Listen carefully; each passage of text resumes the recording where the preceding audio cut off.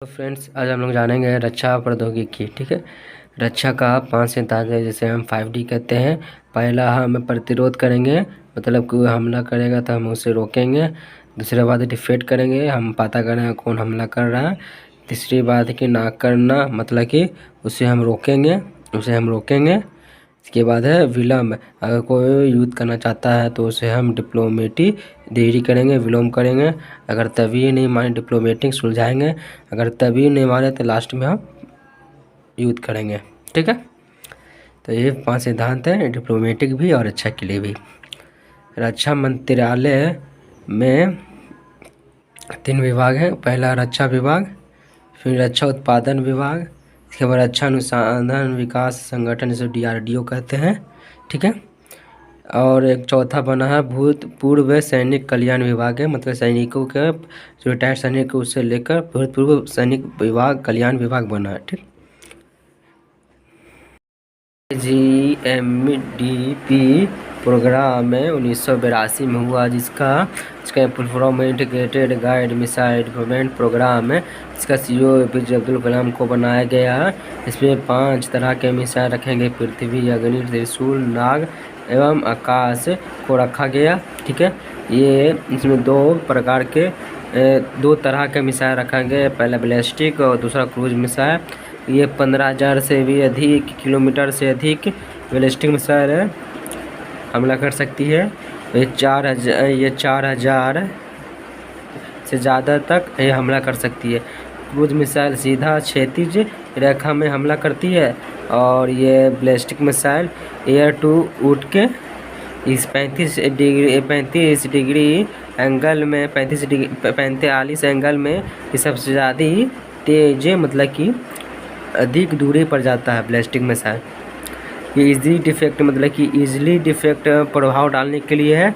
ये hard to defect, मतलब कि इसका निशाना इजी एकदम पक्का नहीं हो सकता। ये शॉर्ट एरिया के लिए है, किसी खास के लिए नहीं है, इस खास क्षेत्र के नहीं है। ये जगह तो पूरा सराउंडिंग नष्ट करेगा, लेकिन ये है जो खास क्षेत्र के लिए बनाया गया है, खास क्षेत्र के लिए इसका निशाना चूक है।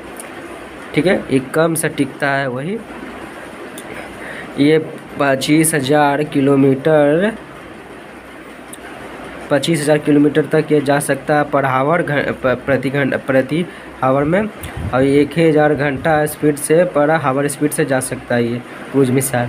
ठीक है, ये 1 सेकंड में 320 मीटर स्पीड होता है, तो ये 1192 किलोमीटर है इसका, जिसको 1192 किलोमीटर जो प्रति घंटा जाता है उसको 1 मैक कहते हैं। तो 1 मैक होता है तो सब सोनिक होता है, 1 मैक से कम होता है जो सब सोनिक होता है, 1 मैक से ज़्यादा होता है तो सुपर सोनिक होता है, 1 मैक से 5 गुना ज़्यादा होता है तो वो हाइपर सोनिक मिसाइल होता है। कौन? क्रूज मिसाइल है वो। क्रूज मिसाइल सोनिक में, मैक में नापते हैं क्रूज मिसाइल के स्पीड को।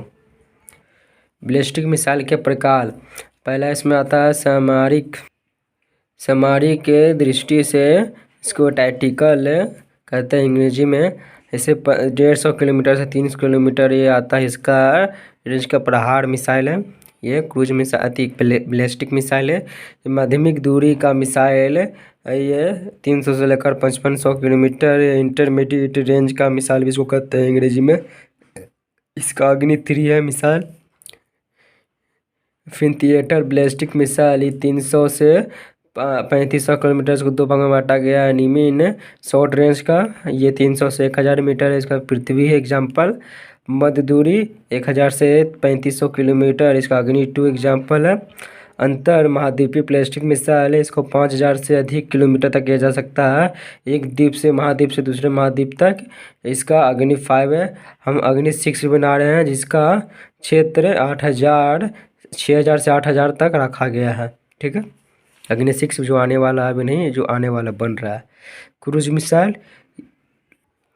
मिसाइल को एक तरह का जो सरफेस से मिसाइल छोड़ा जाता है, वो सरफेस से सरफेस मारने के लिए होता है। क्रूज में इसका बहुत सा प्रकार में बांटा गया है। जो सरफेस मारने वाला मिसाइल अलग आता है, सरफेस से एयर मिसाइल वाला मिसाइल अलग आता है, सरफेस से पानी में मारने वाला मिसाइल अलग आता है, एयर से एयर मारने वाला मिसाइल अलग आता है, एयर से सरफेस मारने वाला मिसाइल अलग आता है।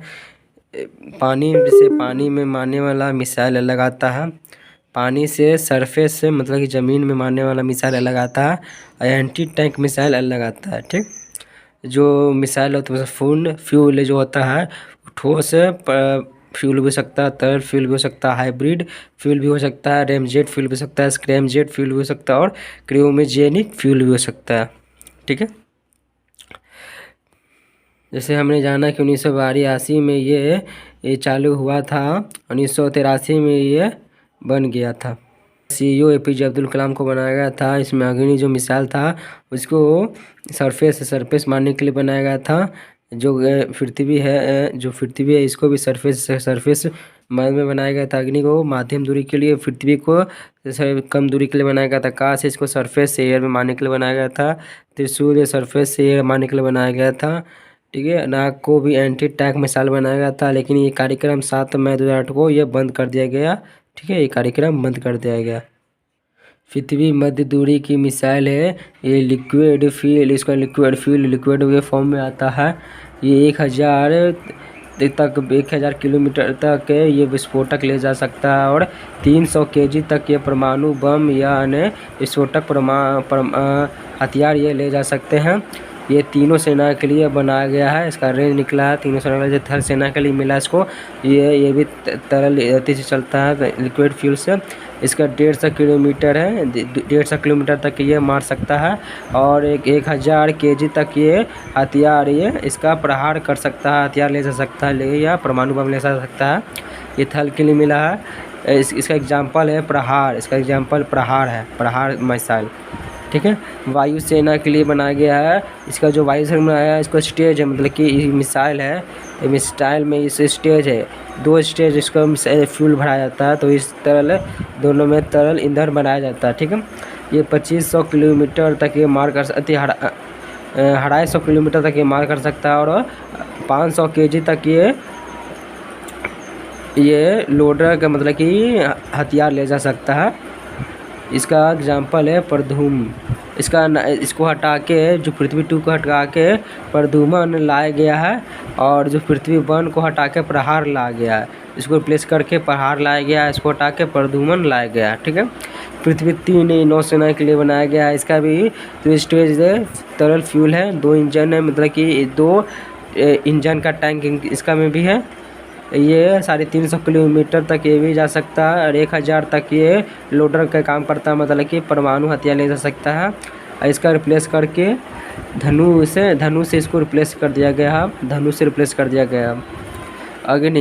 अग्नि सरफेस से मार करने वाली मिसाइल है। 1989 में यह बना था। यह कार्बन कंपोजिट से बना था, जिसे कहने 4000 डिग्री सेल्सियस तक भी ये वो ख़राब नहीं होगा।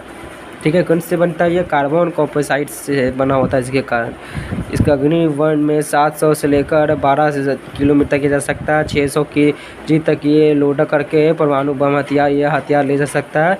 2.2 मतलब कि 2.5 किलोमीटर की स्पीड से ये जा सकता है। ये कम दूरी का मिसाइल है, मतलब कि जो इंजन है इसमें अगर एक चरण खोले, सिर्फ ये एक चरण खोले तो ये कम दूरी का मिसाइल बन जाएगा। दोनों चरण का फ्यूल भर के इसको चालू कर दें तो मध्यम दूरी का भी बन जाएगा। तो दोनों दूरी के लिए ये ठीक है। अग्नि 2 ये 2000 से लेकर 2500 किलोमीटर तक किया जा सकता है। 12 मैक की स्पीड सबसे ज़्यादा अग्नि 2 का 12 मैक, इसी को सुपरसोनिक मिसाइल कहते हैं। 1999 में इसका टेस्टिंग किया गया था। यह 1 टन लोडर के मतलब कि लोड सामान ले किया जा सकता है, परमाणु हथियार सब। 2004 में इसे थल सेना में शामिल कर दिया गया था। पृथ्वी 3 ने 2500 से लेकर 350 किलोमीटर जा सकता है। ये 13 मैक इसका स्पीड और बढ़ गया। अग्नि 3 में 13 मैक स्पीड हो गया। ये 1.5 टन ये सामान लेके जा सकता है। और इसका भी 2 चरण है, दोनों का काम करेगा। मध्य दूरी और दूसरे निम्न दूरी के लिए भी काम करेगा। 2 चरण फ्यूल है इसमें। HTTB मतलब कि ठोस फ्यूल का उपयोग होता है इसमें। 3000 से लेकर 4000 किलोमीटर अग्नि 4 में जा सकता है। ये 1.7 टन ये लोडर का काम करता है। ईंधन इसमें इसमें कहा गया जो पेट्रोल जिसमें भरते ईंधन उसका मात्रा सरफेस बढ़ाया गया था, जिसमें अग्नि 4 में ये 2010 तक बन गया था, 2010 तक ये बन गया था अग्नि 4। अग्नि 5 है, यह अंतर महाद्वीपीय बैलिस्टिक मिसाइल है, ये 1500 किलोमीटर तक भी जा सकता है, स्पीड 24 मैक है। ये अर्ध क्रियोजेनिक इंजन है, मतलब कि इसमें क्रियोजेनिक के आधा है, आधा दूसरी मात्रा है, नॉर्मल इंजन है, ठीक है। ये ठोस तीनों फ्यूल होता है, ठोस, क्रियोजेनिक, तरल, तीनों प्रकार का फ्यूल इसमें जो होता है। इसके कारण ये अधिक दूर तक मतलब कि एक महाद्वीप से दूसरे महाद्वीप तक किया जा सकता है। ये 2012 में बन गया था अग्नि 5, ठीक है। आकाश मिसाइल, ये सतह से वायु मार कर सकता है, ये 30 किलोमीटर तक इसका मारक क्षमता है। ये 2.5 मीटर 2.5 मैक इसका स्पीड इसका रहता है। ये 18 किलोमीटर, सतह से 18 किलोमीटर ये ऊंचा उठ के मार कर सकता है।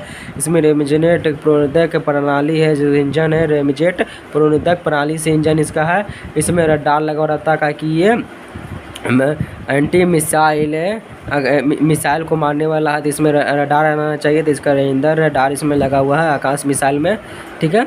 ये नाग, ये एंटी टैंक मिसाइल है, दागो और भूल जा, एक बार दाग दो तो ये अपना खुद निशाना देख के मारेगा, ठीक है। ये दागो और भूल जा, इसमें अगर टारगेट भी सेट नहीं की, इसे बता दे इसको मारना है तो ढूंढ को मारेगा। ये दागो और भूल जाओ का है, 1990 में बना था। ये 300 से 7 किलोमीटर 300 से लेकर 3 से 7 किलोमीटर तक इसका मारक क्षमता है। इसको 3 भाग में बांटा गया। तार निर्देशक के संस्करण, ये जो तार से कंट्रोल में, इसमें तार से जुड़ा हुआ हो, तार से कंट्रोल किया, जो तार निर्देशक संस्करण कहते हैं। दूसरा में इंफ्रारेड संस्करण, कि यहाँ टैंक या दूर बैठ के हम इसको कंट्रोल कर सकते हैं। तीसरा है मिलीमेट्रिक वेव है, इसको वेव द्वारा, तरंग द्वारा इसको कंट्रोल कर सकते हैं। 3 संस्करण आ रहा है नाग का, ठीक है।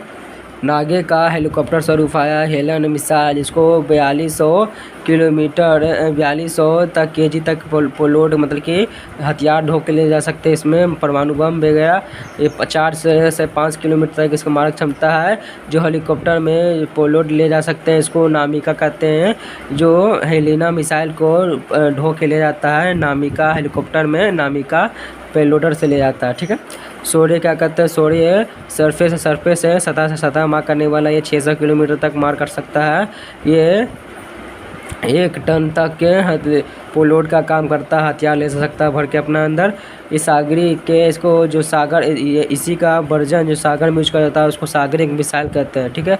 निर्भया मिसाइल है, ये 0.8 मैक की स्पीड चलता है। ये क्रूज मिसाइल है, ये क्रूज मिसाइल है, बैलिस्टिक मिसाइल है, ये क्रूज मिसाइल है, सतह चलने वाला है। इस सतह से चलने वाला मिसाइल है। 1000 किलोमीटर की मारक क्षमता है। इसी है कि ये मतलब कि ये इसका भी है कि ये इसको टारगेट दे दो कहीं भी कैसे इसको मार देगा। ये टारगेट को उसको टारगेट दे दो या बिन टारगेट को बताए सिर्फ ये है, इसको कहीं भी चले जाओ उसको मार ही गएगा। निर्भया मिसाइल मतलब किसी से डरने वाला नहीं है, ये खुद लक्ष्य साध लेता अपना। ब्रह्मोस मिसाइल 1998 में इसका समझौता हुआ रूस के साथ, रशिया के साथ मिलकर ये बना था, उसकी टेक्नोलॉजी लेकर 2006 में ये बन गया था। 2.5 से लेकर 2.8 मैक स्पीड इसका, 200 किलोमीटर तक मारक क्षमता है। इसे भूमि से, जहाज़ से, हेलीकॉप्टर से, मतलब कहीं से इसको जला सकते हैं। ये 300 किलोमीटर तक मारक क्षमता है। हेलीकॉप्टर चलाएंगे तो 300 किलोमीटर तक ये उसको मार सकते हैं। इसे भूमि चलाएंगे तो 200 किलोमीटर तक। ये प्रेनिडाई की पुरानी इंजन इसका है, जिसका ठोस ईंधन और रैमजेट ईंधन से इसका बनता है। इसको प्रेनिडा के प्रणाली कहते हैं, ठीक है। S-400 ट्रायम्फ ये रशिया से लिया गया है। ये वायु रक्षा मिसाइल है। ये सरफेस से एयर मार सकता है, ठीक है। मतलब कि ये मिसाइल दूसरा देश को मिसाइल डिफेक्ट टू मिसाइल का ये इस प्रोग्राम है। 3 मिसाइल इसमें, इसके अंदर 3 मिसाइल दाग सकते हैं एक साथ, ठीक है। इंडिया पाकिस्तान के बॉर्डर BSF का पहरा रहता है। बांग्लादेश के बॉर्डर पर BSF का पहरा रहता है। चाइना के बॉर्डर पर इंडो तिब्बतियन बॉर्डर पुलिस रहती है। नेपाल के बॉर्डर पर सशस्त्र सीमा बल रहता है। भूटान के सीमा पर सशस्त्र सीमा बल रहता है। म्यांमार के असम राइफल्स रहता है, ठीक है। पनडुब्बी INS अरिहंत 6 नंबर मतलब कि परमाणु कार्यक्रम परमाणु संपन्न पनडुब्बी में छठा नंबर भारत आया। ठीक है, छठा नंबर भारत आया। जो 5 परमानेंट सदस्य है वो थे और बाकी छठा नंबर भारत है। ये 2009 में ये बना छठा नंबर भारत। ये परमाणु शक्ति मतलब कि ये जो हमारा जो पनडुब्बी होता है ऐसा परमाणु बम नहीं लगे होते, इसमें परमाणु के माध्यम से हमारे ऊर्जा का स्रोत बनाया जाता है। ठीक है, ना कि ऊर्जा बम इसमें रहता है। इसमें 750 लेकर 300 किलोमीटर तक इसका मारक क्षमता है। ये टोरपेडो लॉन्चिंग ट्यूब से इसमें लगा रहता है। टोरपेडो मतलब कि छोटे छोटे जो मिसाइल रहते हैं जो क्षेत्रीय डाकुओं से रक्षा के लिए लगाया जाता है। टोरपेडो लॉन्चिंग ट्यूब से आगे लगे हुए रहते हैं। इसके आगे नहीं, इसके बीच में इसके आगे सोनार लगे हुए रहते हैं। रोडर कम्युनिकेशन होता है। रोडर जो रडार अलग हो गया, रडार होता है बात करने के लिए, रोडर होता है पनडुब्बी में लगा रहता है रोडर। इसको रोडर का मतलब कम्युनिकेशन के लिए लगा हुआ रहता है। INS अरिधमन जो है ये 2 परमाणु शक्ति है। दूसरा इसी का दूसरा रूप है। INS अरिहंत का दूसरा रूप है। ये दूसरा परमाणु शक्ति है इंडिया का। ये बैलिस्टिक मिसाइल इसमें छोड़ सकते हैं। इस बाकी सब कुछ सेम है इसमें, लेकिन बैलिस्टिक मिसाइल भी छोड़ सकते हैं। ठीक है, INS विक्रमादित्य ये सबसे बड़ा था। सबसे बड़ा है। ये 16 नवंबर 2013 को इसे अपने भारत ने अपनाया मतलब कि शामिल किया। 44,500 टन का इसका वजन है। INS विराट ये 1959 में जब अंग्रेज ने अपने सेवा में इसको उतारा और 1987 में भारत ने इसे खरीदा। 27 वर्ष तक अंग्रेज़ की सेवा किया ये, 29 वर्ष तक भारत की सेवा किया। 6 मार्च 2017 को इसे सेवा मुक्त मतलब कि सिर्फ सेवा नहीं लिया गया, इसको डिफ्यूज कर दिया गया। विमान वाहक पोत जिस पर पूरा आर्मी बेस होता है उसको विमान वाहक पोत कहते हैं। इसमें विक्रांत आता है। ये स्वदेशी विक्रांत है, स्वदेशी है। ये 2020 में शामिल हुआ हमारे सेना में। इसमें 20 लड़ाकू विमान और 10 अन्य विमान जा सकते हैं। इसमें दूसरा बड़ा कि long range surface to air missile है इसमें लगा हुआ रहता है। ये 75 किलोमीटर तक ये मार कर सकता है। बड़ा के किसमें लगा विक्रांत में। ये 2.5 मीटर के स्पीड उठ सकता है, ऊपर ऊंचा उठ सकता है। ये मार करने के लिए मतलब कि ये बैलिस्टिक मिसाइल है। 275 kg तक ये पूर्ववर्ती हथियार ले जा सकता है। QRSM ये quick reaction surface to air missile है। मतलब कि क्या होता है, जहाँ से मिसाइल छूटती है तो वहाँ पर लाइटिंग होता है, तो लाइटिंग को डिटेक्ट करके तुरंत छूट जाती है। ये इसका परीक्षण ITR चांदीपुर में हुआ था। ठीक है, इसका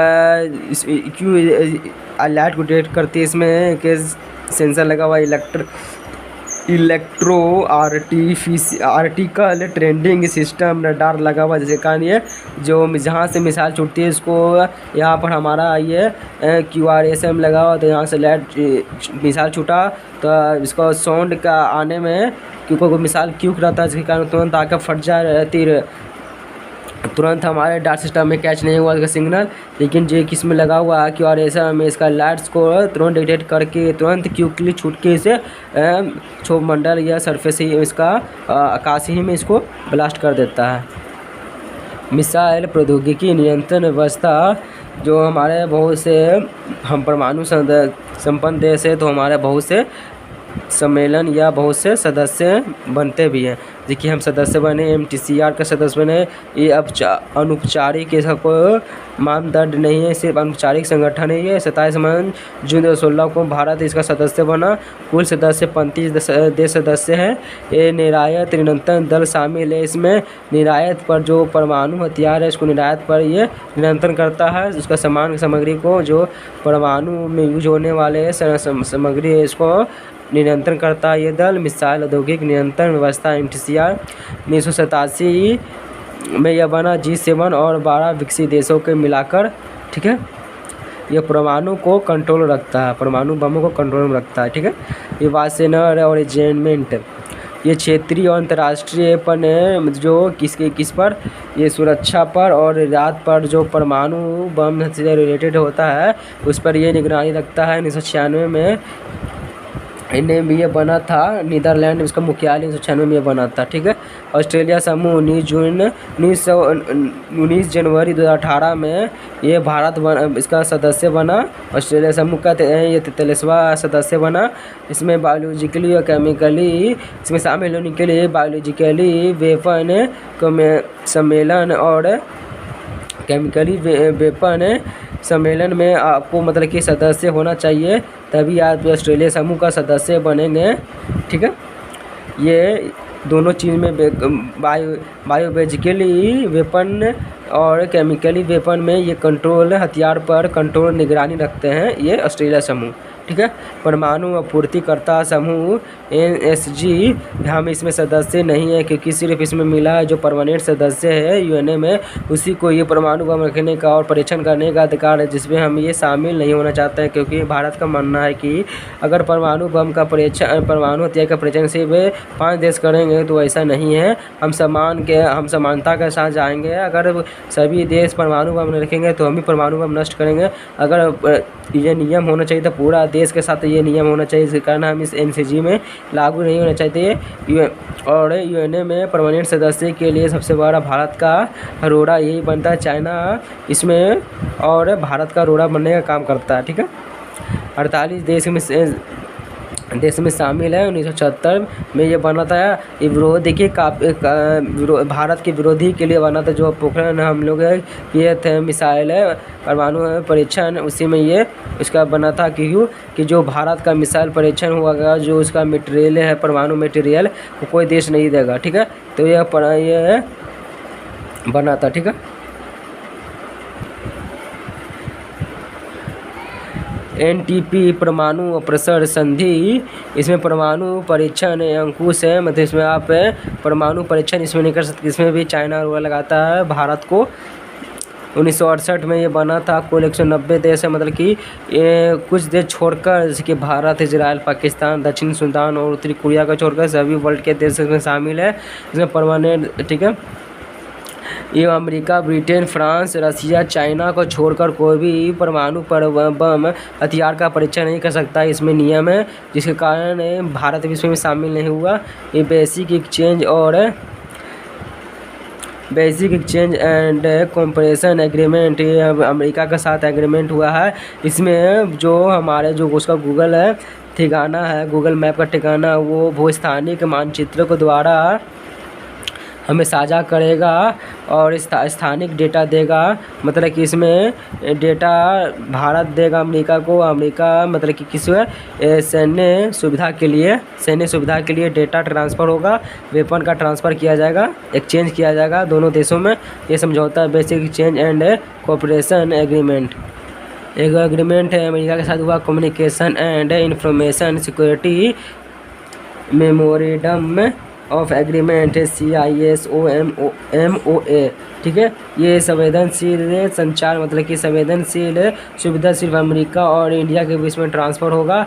ठीक है, ये भी हुआ 2018 में हुआ है। इसको 10 साल के लिए रहेगा, फिर इसको रिन्यू करना पड़ेगा।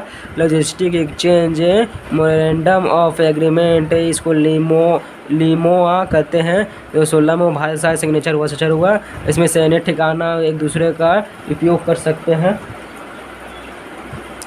General security of military information agreement, इसको जो GSOMIA कहते हैं। मतलब कि जब इंडिया ये का इंफॉर्मेशन कोई चोरी कर ले तो इसका मदद लेके उसे पकड़ा जा सकता है। इसको journal of security of military information agreement कहते हैं, जिसके तहत इसको काम लिया जा सकता है।